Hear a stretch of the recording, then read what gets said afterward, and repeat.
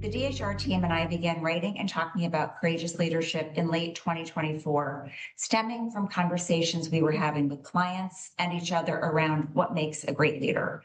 The qualities that come to mind, experience, intelligence, charisma, and authenticity, are certainly valuable. But in a climate of constant change, we believe that one trait stands out, and that trait is courage. It enables tough decisions, supports calculated risks, and drives the willingness to challenge legacy thinking. Courage is reflected in how leaders think and how organizations operate, especially when the future is unclear. Over the last year, we have written 2 articles on this topic and are releasing our 3rd article this summer, which will be a compilation of interviews with 7 CEOs and senior leaders from prominent consumer and retail companies. They have all demonstrated courageous leadership and have led organizations through a range of opportunities and challenges, including sustained growth, transformation, and operational complexity. Their experience spans global brands and operating environments, and we are excited to share their lessons and ideas with you in our next article in the series. Today, this conversation builds on experiences from 2 of those courageous leaders, Mary Ellen Coyne, CEO and president of J.Jill, and Nicole Otto, CEO of Ruggable. Mary Ellen Coyne joined J.Jill in May of 2025 as its chief executive officer and president and serves on the company's board of directors. Prior to joining J.Jill, Mary Ellen was CEO of J. McLaughlin, where she successfully revitalized the brand, drove significant growth, expanded the company's retail footprint, and enhanced their e-commerce capabilities. She has over 3 decades of executive expertise in the retail sector, having held senior leadership positions at renowned fashion and lifestyle brands, including Ralph Lauren, Victoria's Secret, Banana Republic, and Ann Taylor. Thank you, Mary Ellen, for joining us today. Thank you, Tricia. It's a pleasure to be here. And Nicole Otto, our second guest, joined Ruggable as CEO and member of the board of directors in January of 2025. She is guiding the washable rug pioneer through its next chapter of growth, building on the brand's spirit of innovation. Tech, technique, and marketing are guiding principles that have defined Nicole's career across nearly 3 decades, leading top-tier consumer brands. She spent 16 years at Nike, ascending through a series of regional and global leadership roles within the company's digital and direct business. After a storied career with Nike, she most recently served as global brand president of The North Face, leading direct-to-consumer and digital transformation for the iconic outdoor brand. So thank you for joining us, Nicole. Thank you for having me. I couldn't be more excited to be here. Good. And our conversation today will be led by J.Jill Manoff. So J.Jill is editor-in-chief of Glossy and Modern Retail, 2 premier titles under the Digiday Media umbrella, where she leads editorial content and growth strategy. Glossy is a leading media brand exploring the changes affecting the beauty, fashion, and wellness industries, and tells insider stories of how modern brands use culture, commerce, and creativity to grow. Modern Retail is the insider guide covering the ins and outs of the digital transformation and reinvention of the retail industry. Jill, thank you for joining us and leading the conversation, and I will turn things over to you now.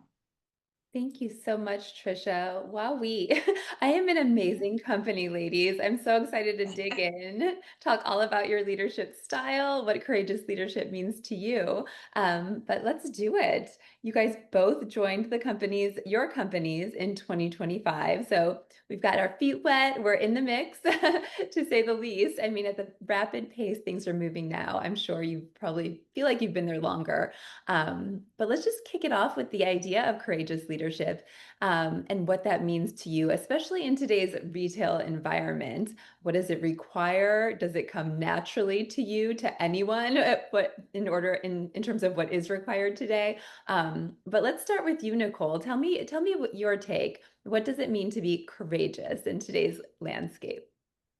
Yeah, I mean, I think when I hear the word courageous leader, the first adjective that comes to mind is bold. But for me, I think it's more dimensional than that. I think it starts with integrity and really wanting to get to the root of a problem, not just the symptom, and taking the time to ask the questions and go deeper and deeper, even if it means that things get uncomfortable.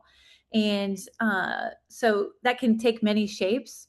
I can remember early on in my career, it probably was one dimensional, and it just meant be honest and be bold and ask the hard question, challenge the status quo. But in today's environment, I think it's much more multidimensional, and it really is about seeking to understand, but then making the necessary moves once that understanding is achieved. Absolutely. And coming from kind of a totally different industry, coming from Nike, coming from, I mean, not home furnishings or the home world, I feel like the company made a bold move in hiring you. Do you also feel like that is required in terms of traditional hiring practices? Was Ruggable even in your like realm of thought when considering your next step? Well, I had some exposure to the home category from my service as a board member at the Container Store. So it wasn't a total blind leap, but Yeah. I do think it was a bold choice. And I think without my operations and technology background, it would have maybe been a step too far. But thankfully, they saw something in me that they felt would take them to the next level. And I feel really honored that I get to work at a company this size where we're able to be so nimble. And it really did liken to the early days of digital at Nike, where we just had to figure it out because there was no playbook. And so together, I think they made a good choice. Time will tell. Yes. I feel like we're going to hear that word a lot today. I feel like it's the word of the year, nimble. You have to be nimble, definitely. Mary Ellen, would love to get your take on that question. Kind of what it means, what it takes to be a courageous leader today, particularly today when things are all over the place. Sure. Jill, great to see you again. You too. What I would say to be a courageous leader is to have a dream and to be able to translate that dream into a very clear vision that you can align the team around and you can build a culture that supports the pace and the actions that are required to bring that to life. I think courageous leadership takes time and effort. I think you have to do the hard work. I think having an amazing team makes that much more aligned and talented. Obviously, makes all that hard work, come to fruition much more easily. And I think you do have to have confidence. And I think again, I think when earlier in your career when you start out your confidence comes from doing all your homework, right, and knowing that you can show up and have knowledge and of your material. I think experience gives you courage and confidence as well. So I think as you do this time over time over time in the industry, you're able to build your toolkit and able to know what leverage you can pull at the right times when you need to action. Yes. It's interesting. I mean, bringing in new leadership, you have to assume that the company is looking to shake things up or they're looking for someone to take the company to the next level. Um, would you say it's almost inevitable that you're going to maybe step on some toes or tick somebody off? Just wondering about how, as you come in, make changes, how are we getting people on board? You need a team behind you. You need everyone to join in to your objectives. Big question, but what's the secret to that? Mary Ellen, like you start there. Yeah, so in my experience, what I found is there's talent in on the team when you arrive, right? And being able to how quickly you can assess that talent and then understand where the talent gaps are. And the most successful teams that I've worked with are teams that combine those two things, right? You balance tenure and experience in the organization with new ideas and new fresh perspectives. And I think it's very important very early on to have those teams come together in whatever way you have to do it, to make sure that they are aligned and working together as one unit, whether it's an offsite, whether you travel together, whether you do, a crazy exercise. But I think having that mix is so important and respecting the talent that existed and building on it is how I've seen it work in the past. Yes, that sounds So it's like a smart approach. Nicole, what would you say as you come in, kind of making big changes with tact? I mean, I think I resonated with what everything Mary Ellen said, but I think the cornerstone, and she alluded to this, is you have to honor the past, and really recognize, especially at a small company like Ruggable. One of the things that I said is, "Hey, you guys have done extraordinary work, and if you hadn't done those things, we would be doing the things that you did last year. We would be thinking about how we scale. We would be thinking about how we approach international." So really honoring their past and all of their hard work, and then taking them to the next spot and painting the vision for what the future looks like, and really recognizing that some of the process and organization will change, but it doesn't erode from what they built before I got there. And I Well, think I like, think that's, oh, sorry, keep go going. ahead. I was just going to say, I think that's so important. I think you just hit on something that's so critical. And I think as you are doing that and respecting everything that's been built, it's being very clear about what is the North Star, right? So we would say here at J.Jill, like everything we do is for our consumer, right? We want our customer to be happy. And I think understanding and respecting everything that's been built and having the new team then also aligned that is what we are all here to do, no matter what day you joined. That's right. I couldn't agree more. And really painting a new vision for where are we going, why are we going there, what are our values and foundations as we plot that course. Yes, totally. While making these changes, doing all these things, like you're making very big decisions, business impacting decisions, probably every day. But when it comes to like your decision making process, would you say, I mean, you're coming in, you're making changes, obviously some risks involved. Obviously, you're taking into account any data or any knowledge that exists. Like, how are you maybe, yeah, balancing the risk versus, I don't know, I'm saying data, but I guess like knowledge or what we do know, what is a sure thing. Like, tell me your decision-making process, Nicole, when it comes to a big decision. I'm sure it's more strategic than the pros and cons, an old school list. How are you going about it? Well, I do want to double down on what Mary Ellen said earlier. That some of it does just comes from experience. I find myself saying from time to time, I've seen this movie. Let's think about how we have a different ending.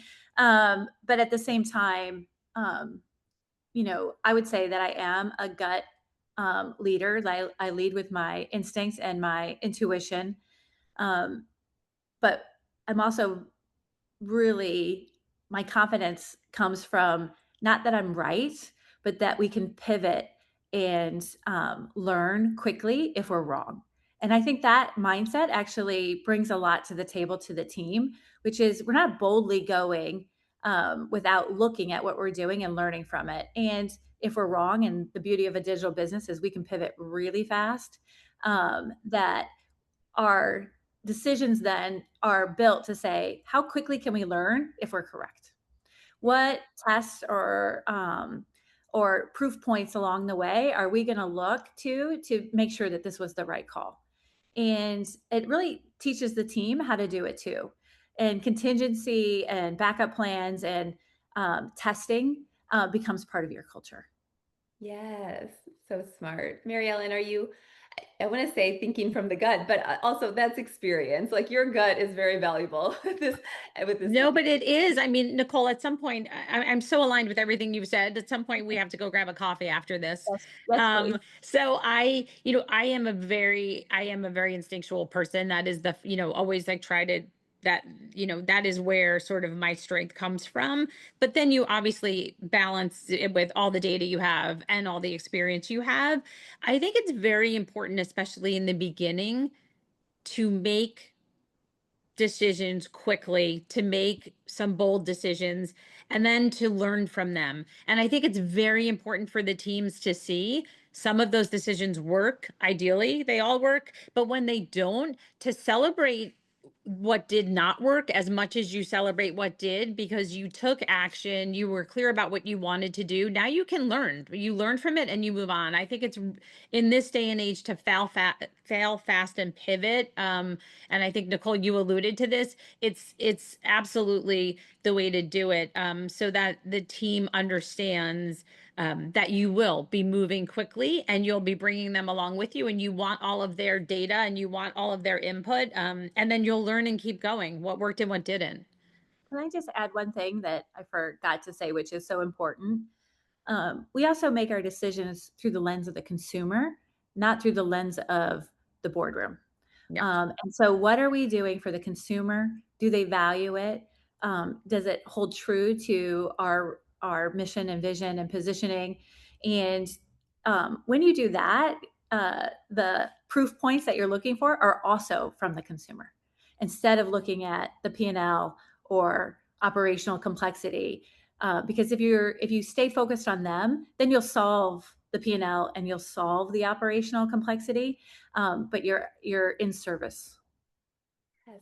I was reading a little bit about your leadership style elsewhere, Nicole, and I do know that the prioritization of the customer in terms of your focus. Was this a change for the company? Were all decisions like customer first, customer forward? Tell me about about that focus. Um, I mean, the short answer is they were not consumer focused, but partly because they were in hyper growth. And so when that happens, you have a tendency to look internal, right? You're solving scale issues. You're solving internal things when you're in that hyper growth moment. So in a way, that's a gift that we got. That we were mature enough to actually turn back towards the consumer and really obsess what they were thinking about the product, how they were feeling. The good news is that the team in the product innovation space knew that that was the answer. And so when we launched the all-in-one product, it was actually off of feedback from our consumer services research that our product team had that instinct of how do we take this product to a new level? And they went and researched it. What was beautiful is that we could take that and spread it through the whole company. Right. And we're really proud of what we launched, but even more proud that we feel like we co-developed it with our consumer. Definitely. I want to circle back a little bit to this idea of decision making, but kind of just related in terms of setting goals. We know, we talked about, the landscapes like unpredictable, volatile, all the words. And so just considering that once we set a plan for the next 12 months, something may disrupt everything and we'll have to rethink everything in a matter of 2 months. So like just the experience we've all had since maybe 2020, would you say that's impacted how you set goals? Do you set shorter term goals? What impact has it had on your leadership, Mary Ellen? I think you're right. Disruption has been the norm since 2020, and change the only constant that we're all dealing with in this environment. Sometimes hourly, if you're following all the tweets. So the way that I think about it is you need your North Star, right? And you need to know what you're all going after, and you need alignment. And I think you have to stay focused on your strategy. And I think it's easy to lose sight of that longer term vision with all the chaos that happens.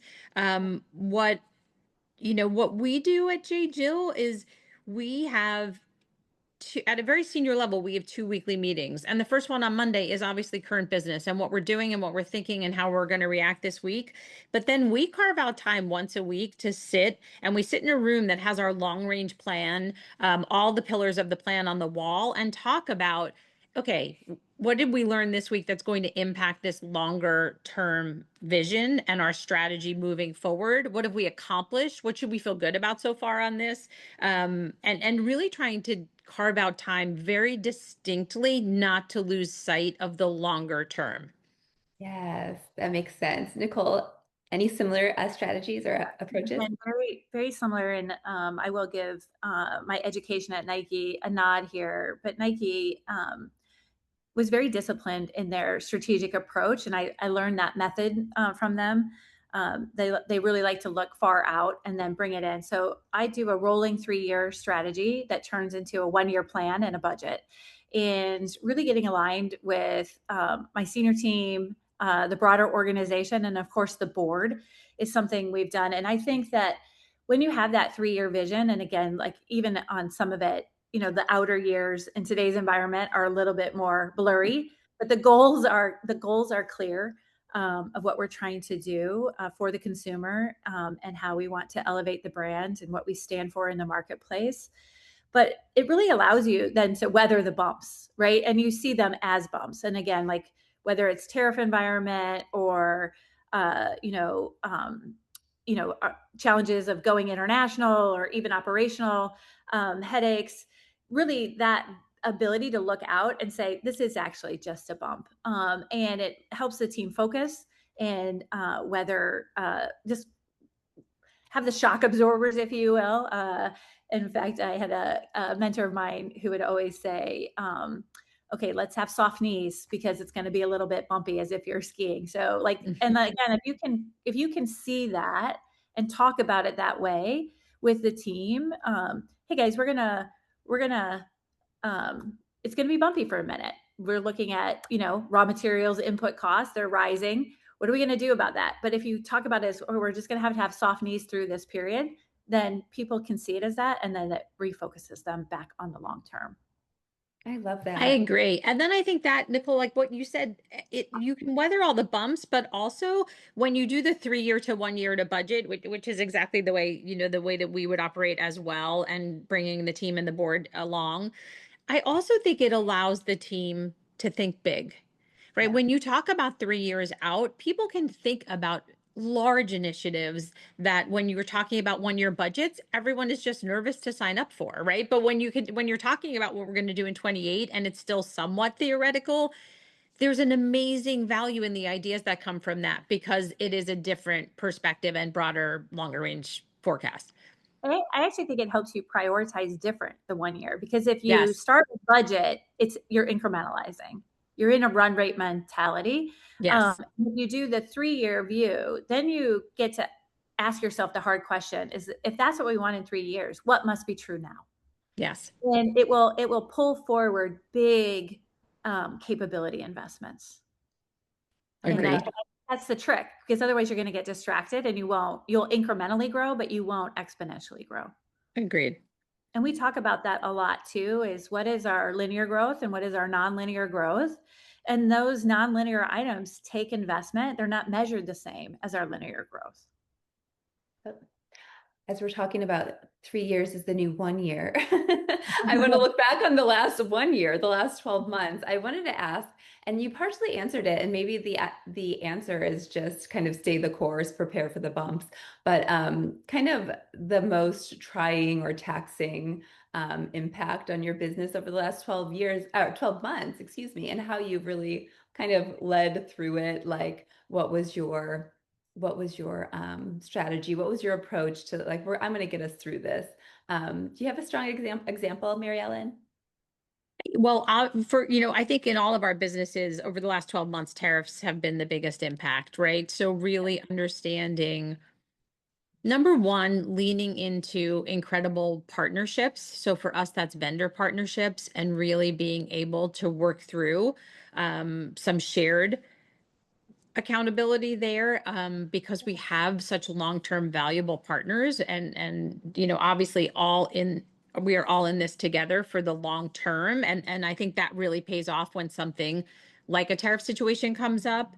And then I think it's very strategic work with the team on, again, all through the lens of the consumer. What will she accept, knowing what's going on in the world in terms of a price increase, and what will she resist?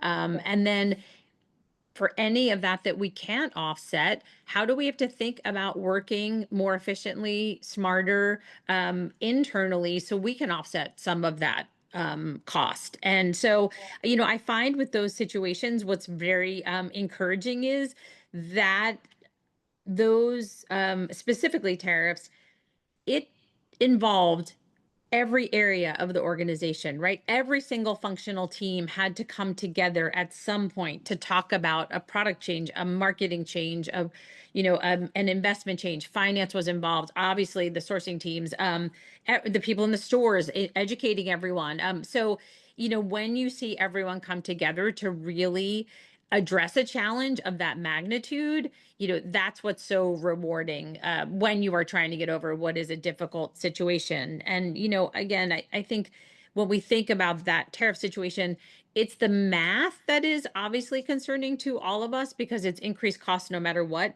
But it's honestly also the consumer is we have a very smart, educated, well-rounded consumer. She is watching what's happening in the macro environment, and whether the price bothers her or not, you then have a change in shopping behavior, and you have to react to all of that as well. So yeah, so I think when you hit things like that, and I think the team is able to come together to come to a resolution, it's exciting to see when you get through the other side of it. Absolutely. Nicole, tariffs, Yeah. no Again, brainer. like, maybe just to add on Mary Ellen's, and then I'll take us to a new place that I think is on everybody's mind, which is AI. But I Oh, think good one. uh, the um, paradox, if you will, of this moment of what we're trying to solve for is the value proposition is changing for the consumer. And so you're actually trying to weather operational costs while the consumer is demanding that you transform and innovate because that value proposition is changing for them. And I think that finding that balance is very challenging through the whole mechanism, which then leads to Mary Ellen's point. It takes all of us, every function, to creatively solve for that. So, and again, that you went right there too, Mary Ellen. We really do need to get a coffee. On top of that is this promise of AI, and we're very excited about it. We think that it will help us immensely, help us think differently, help us be more creative and be more transformative of what we can do in the marketplace. But we're in this moment of the reality and the promise are not 100% in sync. The risk profile is not fully understood. And so, and you also have boards and stakeholders who are saying like, hey, why aren't we doing more? Why are we still thinking about this the old way? And really, in the doing and trying to make AI come to life in your shop is where the learning is. And so, of course, we're embracing it. You know, it's also really hard on the functions in your organization that are designed to protect you, whether that's your legal team, your data IP teams. All of these things are, it's just, it is in and of itself at conflict. Mhm. And we all want to run towards it, and we are. But how quickly, how disruptive are you willing to be? And what we're finding today is, uh, we're using AI in point solutions, very specific use cases, but the opportunity to open it up is immense, and we're still in the infancy of it all. Yes, I definitely like completely echo that, and think that we too are using it in very specific situations.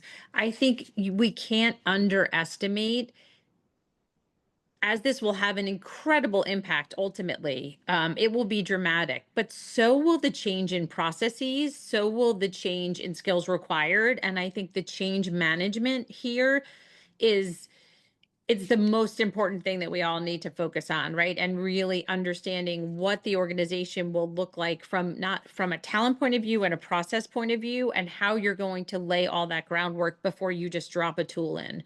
I think the tools are incredibly, the ones that we've started are unbelievably impactful. The teams will tell you right now, it is more work than they've ever done because they're sort of operating in the role they had and then feeding all of this additional information in. And then at night, they're testing, like when their day job is done, they're testing all the new tool to make sure they're clear and how they're going to get it up and running. And so I think there's also a curve of it's going to be a lot more work before it's less work. yes. I'm hearing this across the board, you Like guys. it all resonates with me. Mary Ellen, I will just say the technique of starting with simple use cases eliminates the fear factor. I mean, again, this was a while ago, but we started with the most simplest thing. We used an AI widget to audit our FedEx bill. Yeah. Like that kind of stuff. Like, again, like no risk, no, like, again, like there's no reason not to. And being able to look at massive amounts of data and just say like, hey, did we get it right? Was just an easy, simple use case that just broke the ice, if you will, and started to crack it open for the organization. Yes. The other thing I think that we found recently is impactful is having the leadership team truly embrace, right? When we were able to geofence our chat GPT and have everyone know it was a safe environment where, 12 or 15 months ago, we said no one can be on chat GPT because it's all, because of all the privacy issues. Now, having the senior team do exercises and show the result of how excited they were about it has gone a long way. But to your point, I mean, the legal and IP teams are are working overtime to try and honestly just glean from peers sets, to figure out the smartest way to address some of this, as they're basically writing the script right now. Yes. They no doubt see probably some risk involved. And so pulling back, let's proceed with caution. I was going to ask, not to bounce from topic to topic, but in terms of your hiring, the people you want to surround yourself with, the people supporting your goals, do you look for employees that are like, is courage one of the traits that you really value right now? Do you want a risk taker? Do you want somebody that knows AI like the back of their hand? Like, anyway, what are some key traits that you're looking for now? And in terms, especially in terms of the idea of courage, in how they approach their work. Mary Ellen, what would you say? Absolutely. And again, I think when someone has courage because they have the experience and their confidence is built on their knowledge of their segment, and what they've seen as success in their past. I think your courage has to be founded. For me, the courage has to be founded in something very real, like they've been successful at this because. But I would say the recent hires we've made are individuals who have made bold choices in their former lives and have and are really, I think, thoughtful. But I think, we always say like we need to move quickly, but it's thoughtful speed, right? How are we doing it in a way that we're making sure it is all very well thought out? So I absolutely, and I think those are the people that we're bringing on, right? They're not afraid to move quickly, but they're doing it because they've thought it all through, and they understand the implications. Yes. Are they from the apparel world? Well, actually, our most recent hire, we just announced last week, came from Coach, Oh, where yeah. she was the chief marketing officer and very successful at connecting with that audience and building an entirely new audience. So very excited to have Kimberly Wallengren on board. So exciting. Yes. Amazing. Yes. Nicole, as you build out your team, who are you looking for these days? And this is at all levels. Yeah. And I've been working on how to distill this down, and I don't think I quite have it yet, but I'm really looking for the intersection of curiosity and grit. And so, a demonstration throughout their career or even through their life about when have they been curious. I think being curious leads to being courageous. You have to actually want to look for change, like ask the questions about how could this be different, how could this be better, what are other people doing, how does my work affect the department that receives my deliverable. Like all of that curiosity, I think, is what really leads to your ability to challenge the status quo and actually weather the ambiguity of the moment. And then the second thing that I look for is grit. So have they pulled through difficult times, helped a business through a difficult transition, really stayed with a problem when they should have maybe given up. And again, our founder really worked on this innovation for nearly a decade. So she brings grit to the core of who we are as a company.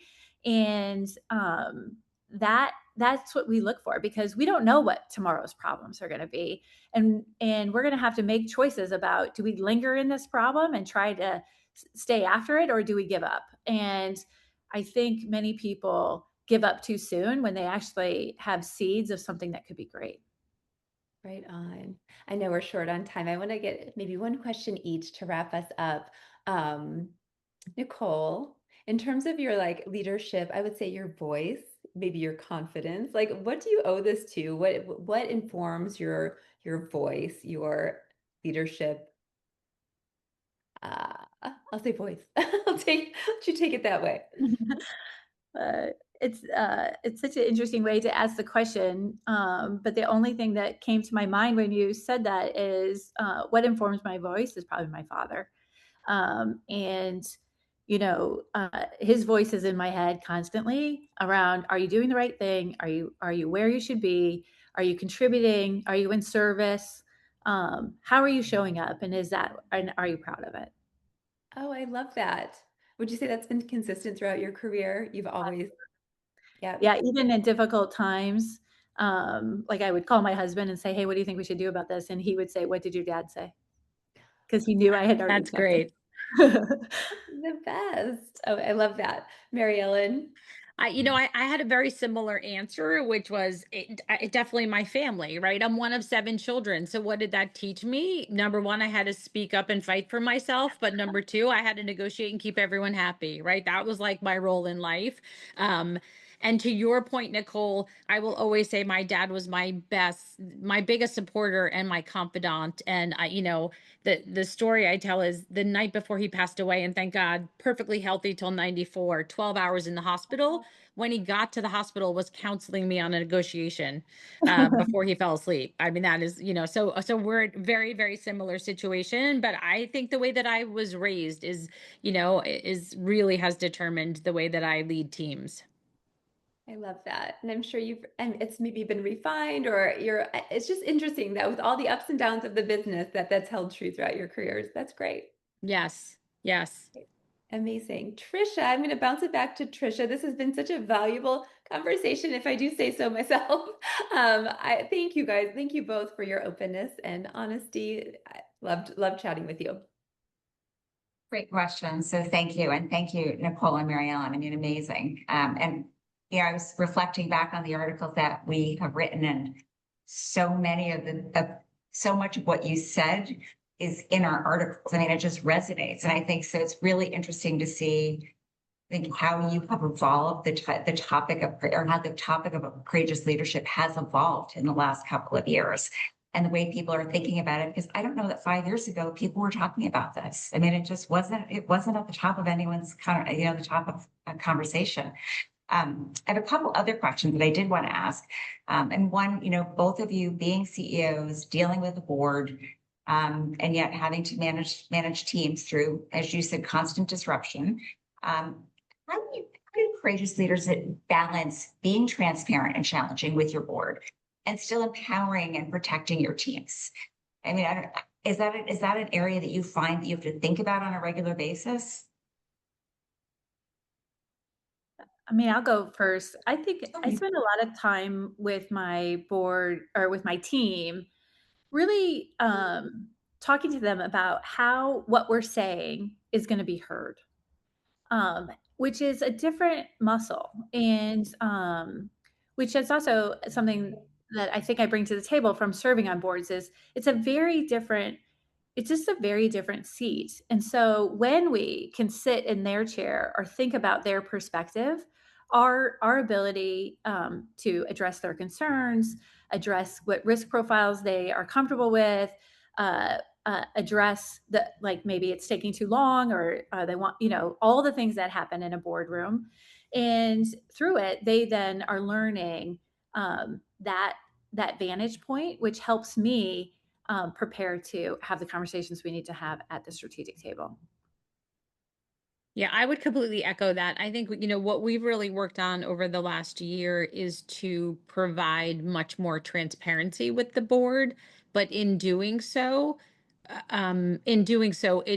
it takes time and very well spent energy with the team, making sure that as they're sharing information, it is very clearly messaged, right? And what you want that message to be and how you want it to be received. So I completely agree. That's great. I And do think can I just add to what Mary Ellen oh, is saying? absolutely. I also think it's a very important as the CEO that you are the translator of their feedback. It isn't verbatim, right? And you are the one who has to put it in the perspective of your long-term goals and your plan. Because they're reacting, right? Like it's Yes. it's real time for them, right? And so that I think that's very important. And an organization that is overly responsible or responsive to a board member's comments is actually very disruptive. And at times they're just reacting, right? They're absorbing information real time too. Yes, and I think honestly, I will say that having this is my first role as a public company CEO, and the board dynamics are very different than I am used to, and having outside advisors, mentors, peers that have done some of this larger public company board work has been invaluable. 100%. Mentors still play a really big role in my preparation. Well, and now you are mentors to your teams. And one of the things that we touched on in the middle of all this, and obviously it's about leading your teams, but it's the balance of decisiveness and empathy, right? And I mean, you both, as you're talking about your teams, it's clear that you are leading and guiding with empathy. I mean, how do you ensure that empathy doesn't get lost along the way when you are making some bold choices and when you have to move the business forward? To me, that's just about being here for them always, right? You're in it with them. You are understanding what they're doing. You are responsive to their needs. You are fully supportive. Um, I think it's some of the most simple things as to where you sit in the building versus where everyone else sits. I think when people know you are there for them all the time, that's the only way I've been able to keep that connection, and very strong connections with the team. Yeah, I would just add maybe from prior to my leadership and my leadership style, the team was doing a lot of communication, but they were not providing any context. And there's a really big difference. And so, in order to be empathetic, you actually have to share the why behind your decisions. You have to give the whole team the context of what led up to and the choices that were in front of you. Many times, decisions are made, and the team doesn't even fully understand what options were available. And so the decision is out of context, looks odd. And so being able to be vulnerable, share the constraints, and really provide the context allows that empathy to come through, not only me to them, but them to me, which also then just builds trust and teamwork. Absolutely. It creates the ripple down effect in the organization. So you are creating bold leaders, courageous leaders for the future. It's fabulous. Well, thank you so much. I so appreciate your time. Thank you, Jill. So on behalf of the consumer retail practice at DHR Global, huge thank you to all of you for this candid conversation and insightful remarks about courageous leadership. We hope that our audience is going to be motivated by the ideas and the stories that were shared in this discussion. And we look forward to sharing our next article on courageous leadership, which will be out probably in the next month or so, and excited for everyone to read the insights that you, Mary Ellen, and Nicole have provided, along with our other courageous leaders. So thank you again for everything today. Such a pleasure to see all of you. Thank you, Tricia and Jill. Nicole, pleasure meeting you. I look forward to staying in touch. Yes, Coffee's thank you. on the docket. And, yeah, Mary Ellen, I'll call you about coffee. Exactly. Perfect. Great. Cheers. Thank Thanks, you all everyone. so much. Have a wonderful Okay. day. Bye.